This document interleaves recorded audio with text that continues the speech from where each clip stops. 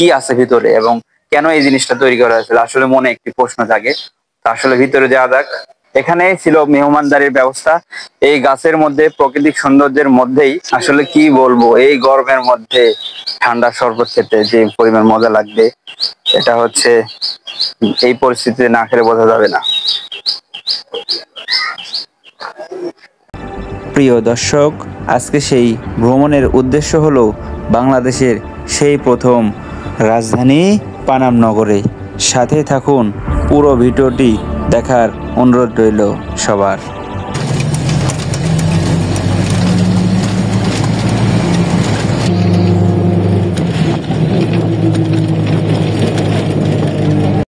আমরা তাই চিটাগাং রোড থেকেই উঠে পড়লাম একটি লোকাল বাসে।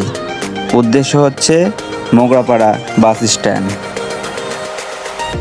এখানে অনেক বাসই রয়েছে, তার মধ্যে হচ্ছে লোকাল বাস অন্যতম, কারণ সবসময় এ বাস পাবেন যেখানে সেখানে যখন তখন।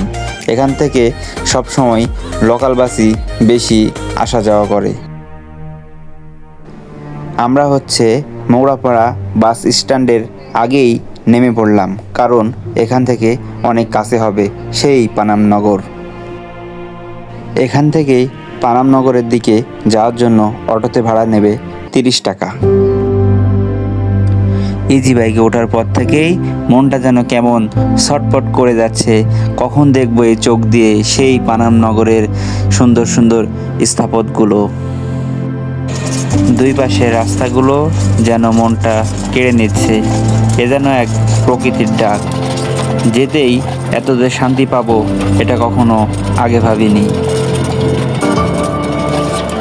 এর আগে আমি কখনো সরাসরি সেই স্থাপত্য দেখিনি, শুধু শুনেই চলেছি।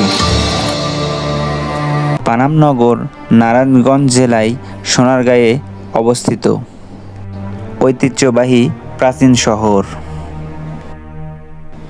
বড়নগর, খাসনগর, পানাম নগর, প্রাচীন সোনারগাঁও, এই 3 নগরের মধ্যে পানাম ছিল সবচেয়ে আকর্ষণীয় এবং অন্যতম।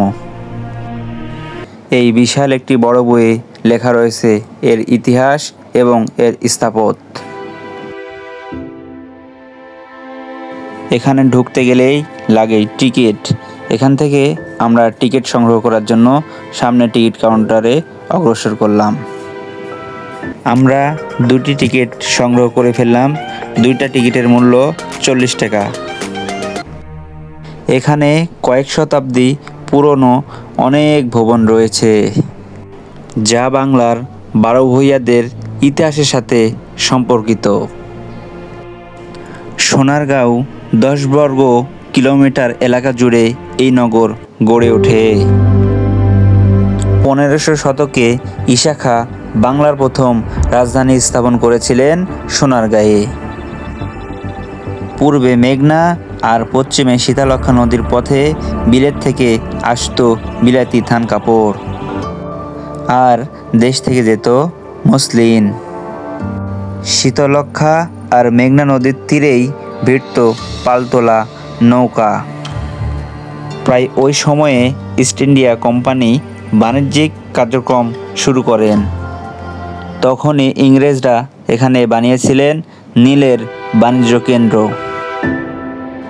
মূলত পানাম ছিল বাংলার সে সময়কার ধনী ব্যবসায়ীদের বসতক্ষেত্র। ব্যবসায়ীদের ব্যবসা ছিলেন ঢাকা কলকাতা জুড়ে, তারাই গড়ে তোলেন এই নগর। 1611 খ্রিস্টাব্দে মোগলদের সোনারগাঁও অধিকারের পর সড়ক ও সেতু নির্মাণ এর ফলে রাজধানী শহরের সাথে পানাম এলাকার সরকারি যোগাযোগ স্থাপিত করা হয়।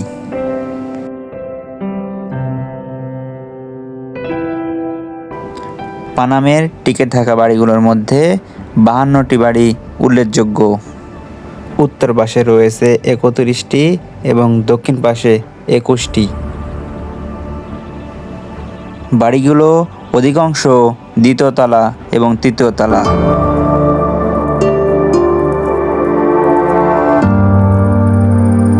বাড়ির নকশাগুলো ছিল অন্যরকম, মন শীতল, চক্ষু শীতল করার মতো। এই কারিগররা ছিলই সেই সময়ের স্থানীয় কারিগর, এদের হাতে বানানো এই বাড়িগুলো, এই ঘরগুলো, এই নির্মাণগুলো দেখলেই যেন মন সরানো যায় না। তাই তো আমি বারবার দেখেই চলেছি এই নির্মাণ, এই স্থাপত্য কতই না সুন্দর, কতই না মধুর। পানাম নগরীর পরিকল্পনা ছিল খুবই নিখুঁত। এই শহরে পানি সরবরাহের জন্য দুপাশে রয়েছে 2টি খাল এবং 5টি পুকুর, এবং প্রায় প্রতিটি বাড়িতেই রয়েছে কুয়া বা কূপ। এটি সেই 1500 শতকের সেই ওয়াশরুম।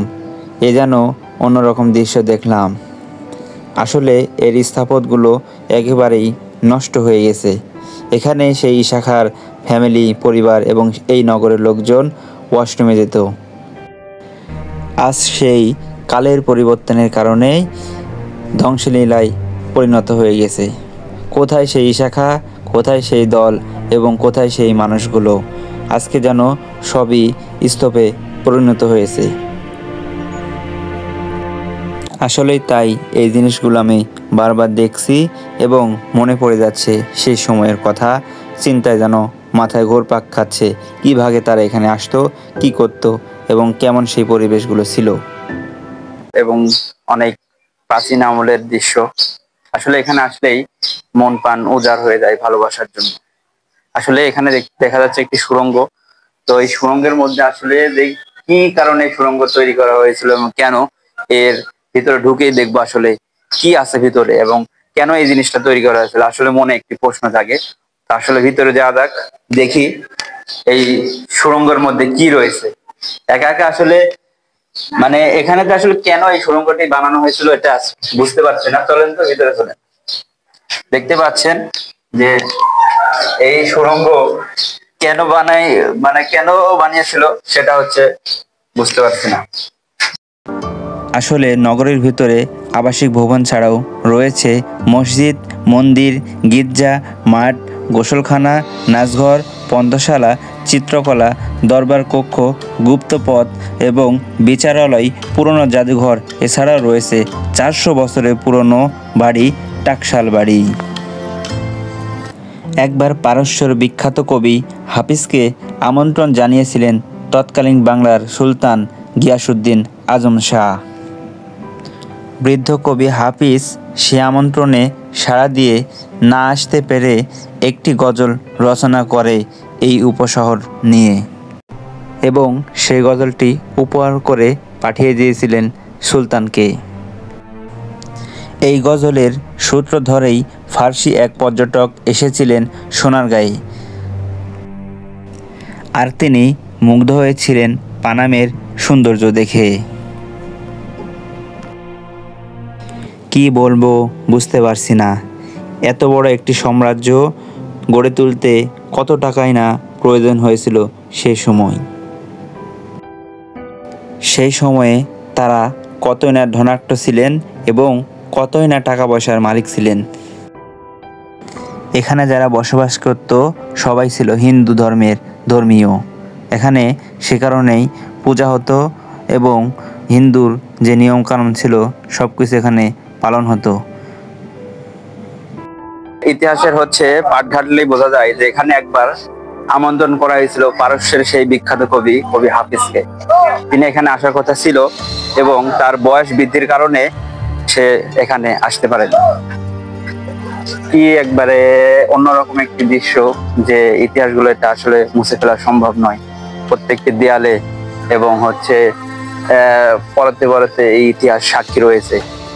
এই ইশাখার শাসন আমলে কেমন ছিল এই শহর, শুরুটা কিভাবে হয়েছিল এটা তো জানাই গেল, কিন্তু এর ধ্বংসের কারণগুলো এবার জেনে নেব। 1947 সালের মধ্যে পানামের উচ্চবিত্ত বাসিন্দারা মূলত কলকাতায় স্থানান্তরিত হয়েছিলেন। 1964 সালে পূর্ব পাকিস্তান দাঙ্গার পর সে সময় দুর্বৃত্তরা ভবন লুট করে 1965 সালে ভারত পাকিস্তান যুদ্ধের পরে হিন্দু বাসিন্দারা সবাই ভারতে চলে আসেন। ফলস্বরূপ পানাম নগর একটি জনবসতিহীন শহরে পরিণত হয়। 1965 সালে পানাম নগরের পরিত্যক্ত সম্পত্তিগুলোকে শক্র সম্পত্তি হিসেবে ঘোষণা করা হয়।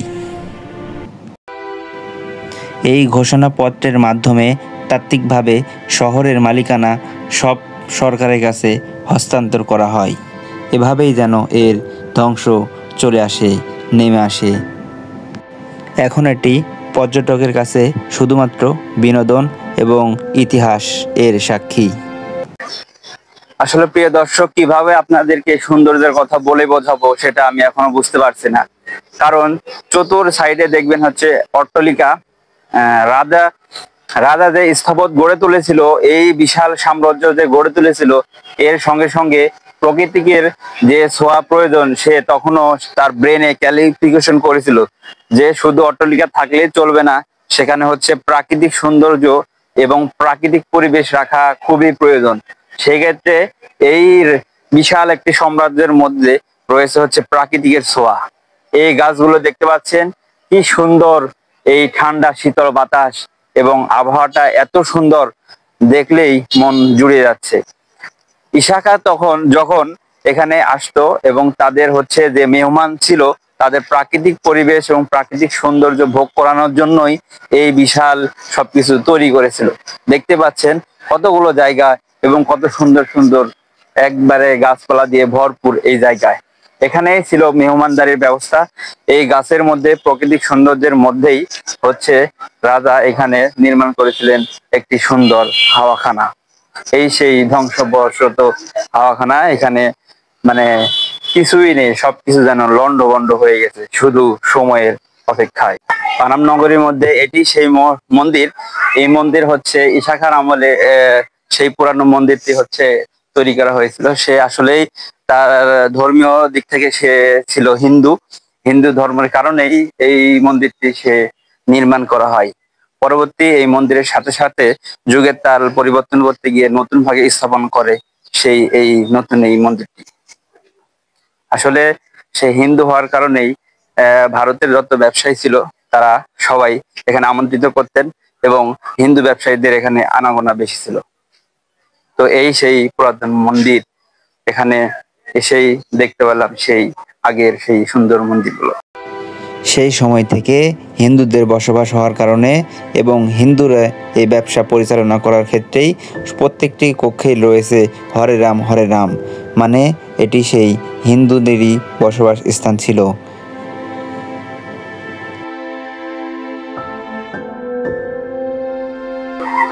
মানে এত সুন্দর স্থাপন সে কিভাবে করলো এবং কোন কারিগর দিয়ে করলো এটা জানার ইচ্ছা চলে আসলাম সেই আবারও।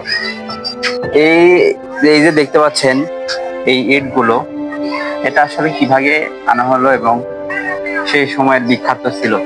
আসলে এর সৌন্দর্য বলে বোঝানো সম্ভব নয়।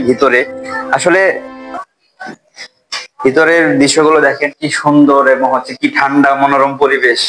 তাই এত ঠান্ডা পরিবেশ যে এখানে আসলে মানে না ঢুকলে বোঝা মানে আসলেই সম্ভব নয় যে এর ভিতরে কি সুন্দর পরিবেশ, ঠান্ডা। এর দৃশ্য প্রায় মানে অন্যরকম এক সৌন্দর্য রূপ ধারণ করেছে। নগরী এটা ইশাখা তৈরি করেছেন এই বিশাল সাম্রাজ্য, কিন্তু আফসোস সেই ইশাখা এখন এই পৃথিবীতে বেঁচে নাই। তবে তার স্মৃতি বিতাড়িত অনেক অনেক বিল্ডিং এর ভিতরে। অবশ্যই যদি কারো এই ভিডিও ভালো লেগে থাকে সাবস্ক্রাইব এবং ফলো দিয়ে পাশে থাকবেন, যাতে এই রকম ভিডিও আরও আপনাদের দেখাতে পারি। ধন্যবাদ।